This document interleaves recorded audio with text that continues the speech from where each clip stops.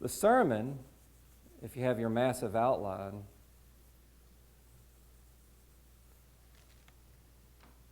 is all about promises.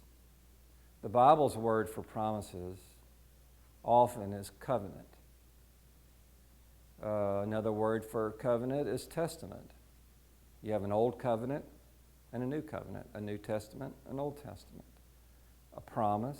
They're all in the same category of thinking in the Greek and Hebrew. And what I want to say by way of introduction still, I'm in the introduction, would be in a world that we experience, that we've seen with our own eyes, what we predominantly see, unfortunately, and will probably see till we die, are a lot of broken promises in relationships, in marriages, in father-children relationships, mother-children relationships, extended family. At work, you thought it was going to be one thing, but it turned out to be something else. Just about everywhere you go, even on daily routine. Well, I thought you were going to stop by and get the milk. Well, I forgot. Well, in some people's minds, that'll become a broken promise. It won't just be that they forgot the milk. So in a world full of broken promises, we're here today to simply say, God stands alone. God is different. He does not break his promises. But so many of us are so conditioned by this pattern that we throw not only relationships that everybody in this room has seen this pattern, but we also are capable or possibly have done it or know others who have done it with the Lord. Somewhere we initially had a good feeling about God, and then we expected him to get that job we so wanted, and now God's a dang promise breaker. And now I'm critical of him. And now I don't even think God is who he says he is. I don't even think I don't even think he cares about any of us. I'm out of here. See it? If you hadn't seen it in yourself, you've seen it in others. And I'll bet even within yourself, you've at least traveled this trail a bit, just a tad. And maybe you fortunately jumped off the train. But you get the idea. We're conditioned. We're conditioned to believe that nobody keeps their promises, or rarely do people keep their promises. But I'm here to say today that the Lord does keep his promises. And that we need to separate, one of my phrases you've heard me say a million times, the peas, and in this case, from the carrot. There's one carrot sitting in those peas, and that's the Lord. And the Lord's going to stay a carrot. He's not going to turn into a pea. And our promises from him are great. God makes promises. He calls them covenants. If you will allow me, a spiritual handshake that he's made with each of you, a spiritual contract, a binding agreement. There were three that stood out in the Old Testament. You were not going to turn to any of them. We're going to do some looking at the Bible in a minute. The first one he had was with Noah. Genesis 6 through 9, if you want to write that down on your extensive outline. But he had a promise with Noah and a covenant with Noah.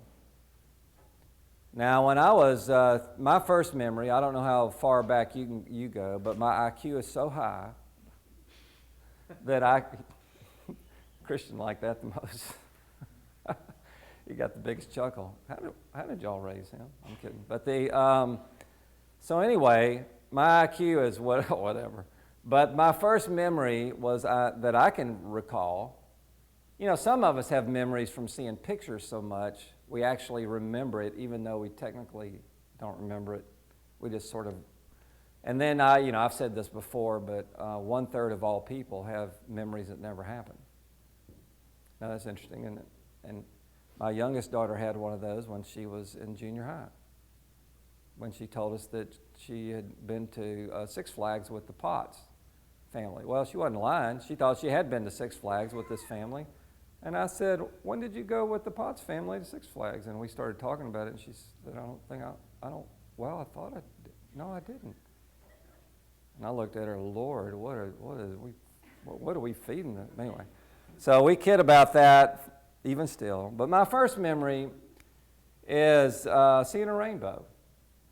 I can remember the neighborhood, and I can remember looking up and seeing this great rainbow. I went to Nashville last weekend for a funeral, and on the way home, I saw a rainbow.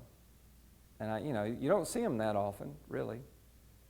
Sometimes you might see them in little clusters, but if you think about it, I'll bet it's been a while since you've seen a rainbow. But you should know, even from your basic Sunday school stuff, if you went to Sunday school when you were little, I didn't, that that's the sign of God's promise to Noah that the world would never be destroyed by a flood. And I'm going to lay odds that even you and I in our simplicity somehow believe that rainbow, that the world will never be destroyed again by a flood. And I want to show you something about the way God works and His promises and covenants and handshakes with you. He does most of it. It's not like a marriage where it should be 50-50 or 100-100, however you want to say it. That's one of the reasons divorce is so high, once again on a small impact rabbit trail, is that 50, 60, 70 years ago, the established power in society, as well as in marriages, there was a hierarchy in the marriage. And the hierarchy was rarely bucked. Therefore, there were very few divorces. Now you have two adult individuals, it's a different society, who are both equal, and they're in the voluntary love category. So it's voluntary power. And there's a lot of cat scratching and dog barking and biting and spitting and divorces from it because there's a power struggle. And as soon as one person gains control, that marriage is in trouble. Going back to Noah, off the rabbit trail, in this particular covenant or agreement, God provided everything. You'll remember. He provided him 100 years of living. It took Noah 100 years to build the boat. That's a long project. If your love language is acts of service, Lord help the people who had to build 100 years worth of a boat. He provided the means, the materials, the gopher wood, the pitch. God provided, as you well remember in the story, Noah didn't even have to go hunting at all. He didn't have to have a net to catch butterflies. They all came. Then there was the flood. God provided that, and the New Testament says that Noah and his family were actually saved by the flood because they were in the boat. Then there was the food and provision all those months in the boat. And then there was the landing on Mount Ararat, which I believe it's up there, no matter what certain TV stations and others would say. And then, when he sent the bird out, it came back with an old soggy twig. It was a brand new twig, a brand new earth. So when the water subsided, it wasn't like we would experience what life would be like after a bad flood. It was brand new. So when God provides a covenant or a promise with you, He does almost all of it. Now that's a deal. He provided all of that. He simply asked Noah to do two things: believe and build. He asked Noah to do that. That was his part of the bargain.